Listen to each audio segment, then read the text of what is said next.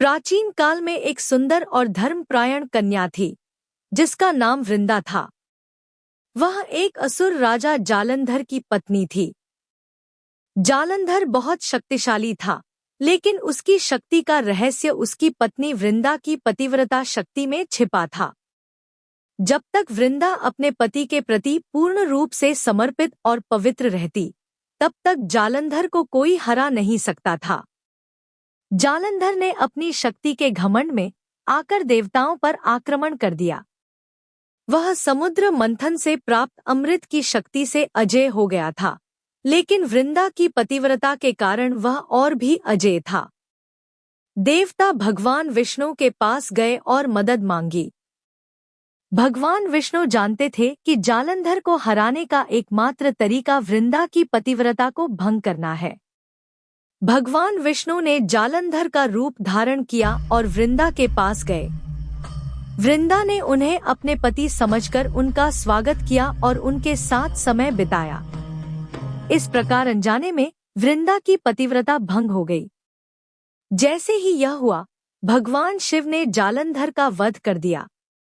जब वृंदा को सच्चाई पता चली कि उसके साथ छल हुआ है, तो वह क्रोध और दुहक से भर गई। उसने भगवान विष्णु को श्राप दे दिया, जैसे तुमने मुझे पत्थर बना दिया, वैसे ही तुम भी पत्थर बनो। कुछ कथाओं में कहा जाता है कि वह स्वयं पत्थर बन गई। भगवान विष्णु ने उसका श्राप स्वीकार किया और कहा कि वह शालिग्राम पत्थर के रूप में पूजे जाएंगे।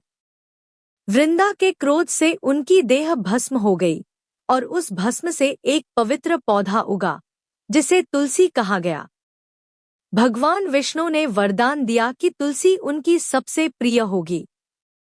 तुलसी का पौधा भगवान विष्णु को अत्यंत प्रिय है और बिना तुलसी पत्र के उनकी पूजा अधूरी मानी जाती है।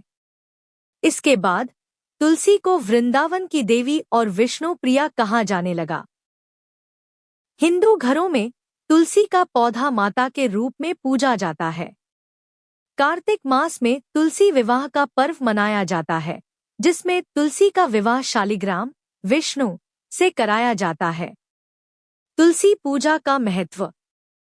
तुलसी में औषधीय गुण हैं। यह रोगों से रक्षा करती है।